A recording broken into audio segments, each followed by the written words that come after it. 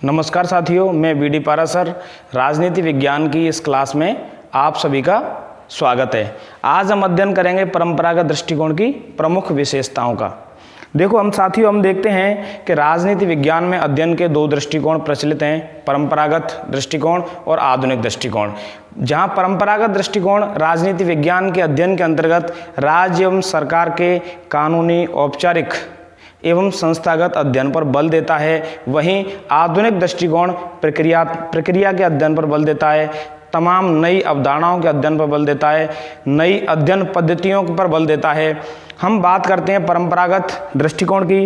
परंपरागत दृष्टिकोण के जो प्रमुख समर्थक विचारक हैं, उनके अध्ययन में देखा गया, उनके निष्कर्षों में देखा गया कि एक तरह से वो आदर्शात्मक एवं कल्पनावादी उनके अध्ययन रहे। चाहे हम बात करें प्लेटो की, प्लेटो ने एक आदर्श राज्य की अवधारणा दी। उनकी प्रमुख पुस्तक रिपब्लिक में उन्होंने आदर्श राज्य के अंतर्गत एक दार्शनिक राजा का सिद्धांत प्रस्तुत किया था। उसमें उन्होंने बताया था कि दार्शनिक राजा किस प्रकार का होना चाहिए। तर्क एवं कल्पना पर आधारित इन आदर्शवादी पद्धतियों के अंतर्गत क्या होना चाहिए पर विशेष रूप से बल दिया गया। इन अध्ययनों में एक तरह से हमने देखा कि इनमें निगमनात्मक, वर्णनात्मक, ऐतिहासिक एवं तुलनात्मक अध्ययन पद्धतियों पर विशेष रूप से बल दिया गया।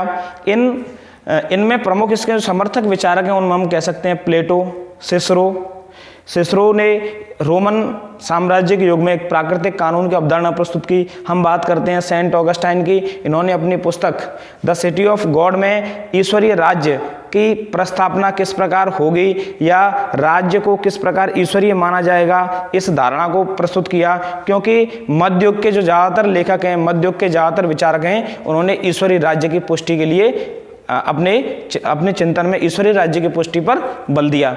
हम बात करते हैं एक्विनास की। रूसो ने सामान्य इच्छा के सिद्धांत के अंतर्गत ये प्रतिपादित किया। हीगल ने विश्वात्मा की और उसके अंतर्गत राज्य पृथ्वी पर ईश्वर का अवतरण है, ये हीगल ने स्थापित किया। हम बात करें कांट की, ग्रीन की, मोंटेस्क्यू, बार्कर, लास्की, ये सभी विचारक उसी श्रृंखला के विचारक हैं जो राजनीति विज्ञान के परंपरागत दृष्टिकोण के समर्थक माने जाते हैं। इनके चिंतन में हमें कहीं ना कहीं तर्क एवं कल्पना पर आधारित एक ऐसी पद्धति दिखाई देती है जो परंपरागत अध्ययन पद्धति में आती है। अब हम बात करते हैं आधुनिक समर्थक। परंपरागत दृष्टिकोण के अंतर्गत कुछ ऐसे आधुनिक समर्थक भी हैं कि जो राजनीति विज्ञान के आधुनिक दृष्टिकोण के आ जाने के बाद भी परंपरागत दृष्टिकोण के समर्थक बने हुए हैं। अर्थात 20वीं सदी के उत्तरार्ध के बाद भी कुछ ऐसे विचारक हैं जो इस परंपरागतवादी राजनीतिक सिद्धांत का समर्थन करते हैं, अर्थात उस मूल्यपरक व्यवस्थाओं का समर्थन करते हैं जो परंपरागत अध्ययन पद्धति के अंतर्गत थीं, जिनमें माइकल ऑक्सफोर्ड, लियो स्ट्रॉस, अन्ना आरेंट आदि प्रमुख विचारक माने जाते हैं। देखो साथियों, हम बात करते हैं राजनीतिक चिंतन में सिद्धांतों के निर्माण की। तो परंपरागत राजनीतिक पद्धतियों के अंतर्गत सिद्धांतों में मूल्यों पर अत्यधिक बल दिया गया। वहीं हम देखते हैं आधुनिक पद्धतियों में तथ्यों पर ज़्यादा बल दिया गया।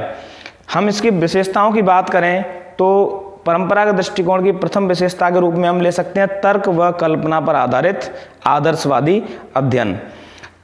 हम ये देखते हैं कि प्लेटो की जो रिपब्लिक पुस्तक है, प्लेटो की अमर रचना मानी जाती है।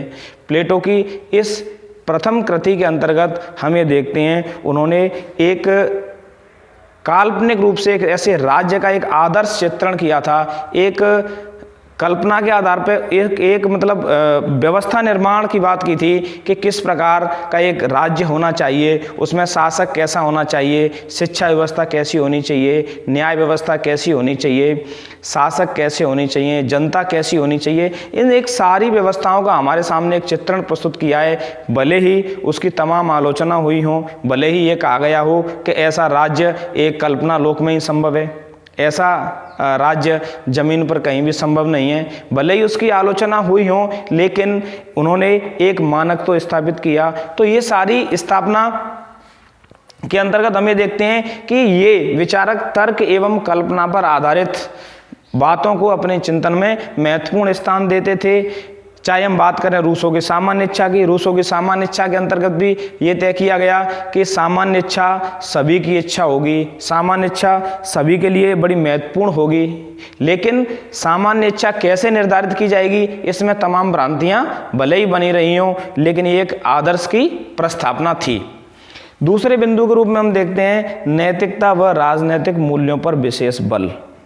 देखो साथियों, ये देखा गया कि परंपरागत अध्ययन पद्धतियों के अंतर्गत मूल्य एवं नैतिकता पर बहुत ज्यादा बल दिया गया।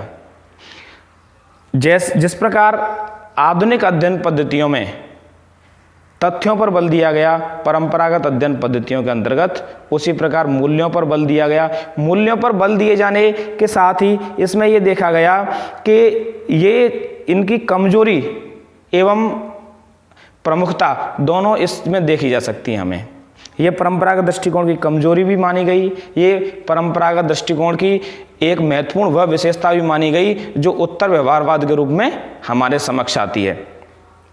देखो, राजनीतिक मूल्यों के रूप में स्वतंत्रता, समानता, भाईचारा, बंधुत्व, ये सारी प्रमुख राजनीतिक मूल्य कहे जाते हैं। इन राजनीतिक मूल्यों की प्रस्तावना के लिए हम ये देख सकते हैं कि इन मूल्यों पर बहुत ज़्यादा बल दिया गया। एक तरह से हम ये कह सकते हैं कि परंपरागत जो अध्ययन थे, परंपरागत अध्ययन व्यक्तिनिष्ठ अध्ययन थे, वो वस्तुनिष्ठ अध्ययन नहीं थे। ये इस वजह से परंपरावादियों को आगे चल के आलोचना का शिकार होना पड़ा जब आधुनिक दृष्टिकोण आया था। तीसरी विशेषता के रूप में हम देखते हैं कानूनी, औपचारिक, संस्थागत अध्ययनों की प्रमुखता। हम ये देखते हैं कि एक तरह से इनके अंतर्गत जो अध्ययन किए गए वो कानूनी, औपचारिक एवं संस्थागत अध्ययन थे। संविधान के अंतर्गत जो संस्थाएं थीं उन संस्थाओं को अध्ययन का आधार बनाया गया। विधायिका, कार्यपालिका, न्यायपालिका, इनको अध्ययन का आधार बनाया गया, लेकिन इसमें प्रक्रियात्मक अध्ययन शामिल नहीं किया गया। इसमें ये नहीं देखा गया कि इन संस्थाओं में कार्य करने वाले व्यक्ति एवं उन व्यक्तियों के व्यवहार को प्रभावित करने वाले गैर राजनीतिक कर्ता, उनको भी हम अध्ययन में शामिल करें। अतः इसकी आलोचना की गई। अगला हम देखते हैं प्रधानतः संकुचित अध्ययन। हमें देखते हैं कि परंपरावादी जो अध्ययन उपागम था, इसके अंतर्गत एक तरह से हमें कह सकते हैं अमेरिकी एवं पश्चिमी यूरोप के देशों का अध्ययन किया गया। जो विकसित देश थे, जो दुनिया के प्रमुख देश थे, उन्हीं का अध्ययन किया गया। इसमें उन देशों का अध्ययन नहीं किया गया जो एशिया, अफ्रीका एवं लैटिन अमेरिका के देश थे, जिन देशों में तमाम ऐसे परिवर्तन हो रहे थे कि वहाँ अध्ययन किया जाना बहुत ज़्यादा जरूरी था। उन देशों में गरीबी थी, उन देशों में लोकतंत्र की हत्याएँ हो रही थीं, उन देशों में लोकतंत्र लड़खड़ा रहा था, वहाँ राजनीतिक व्यवस्था सही ढंग से काम नहीं कर रही थी। तो उन तमाम देशों को अध्ययन से दूर रखा गया।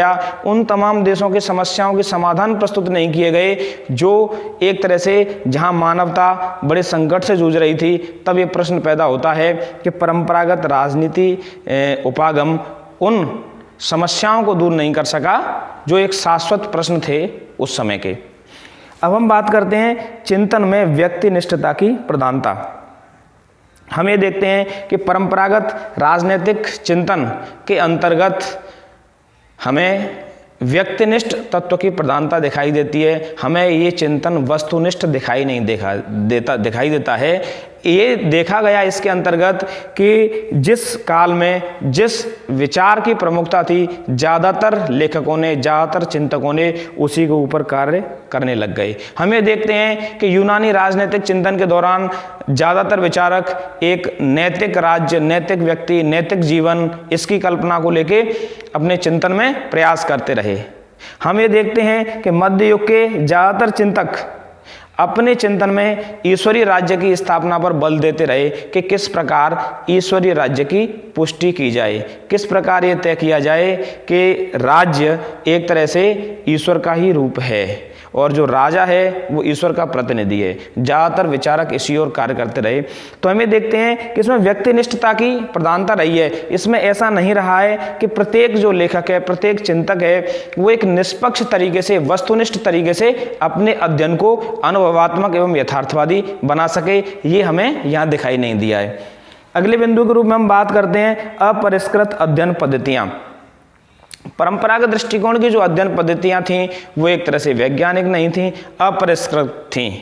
जैसे हम बात करें निगमनात्मक अध्ययन पद्धति की, तो निगमनात्मक अध्ययन पद्धति, दर्शनात्मक अध्ययन पद्धति, ऐतिहासिक अध्ययन पद्धति, वर्णनात्मक अध्ययन पद्धति, इन सारी विधिक अध्ययन पद्धति इन्होंने अपने चिंतन में प्रयोग किया था। इन्होंने वैज्ञानिक अध्ययन पद्धतियों का प्रयोग नहीं किया था, जो मापन, प्रयोग, परीक्षण, पर्यवेक्षण इन पर बल देती हैं। इसी तरह से हम कह सकते हैं कि इनकी जो अध्ययन पद्धतियां थीं वो एक तरह से संकुचित थीं। इनकी अध्ययन पद्धतियां एक तरह से अवैज्ञानिक थीं। इनकी अध्ययन पद्धतियां एक तरह से मूल्यपरक थीं। इन्होंने तथ्यपरक, अनुभवात्मक, प्रयोगात्मक अध्ययन पद्धतियों पर बल नहीं दिया। अब हम बात करते हैं अंतिम बिंदु, वर्णनात्मक और विवरणात्मक अध्ययन। इन्होंने जो अध्ययन किए, चाहे किसी भी देश की राजनीतिक व्यवस्था का अध्ययन किया हो, इनके अध्ययन वर्णनात्मक एवं विवरणात्मक थे।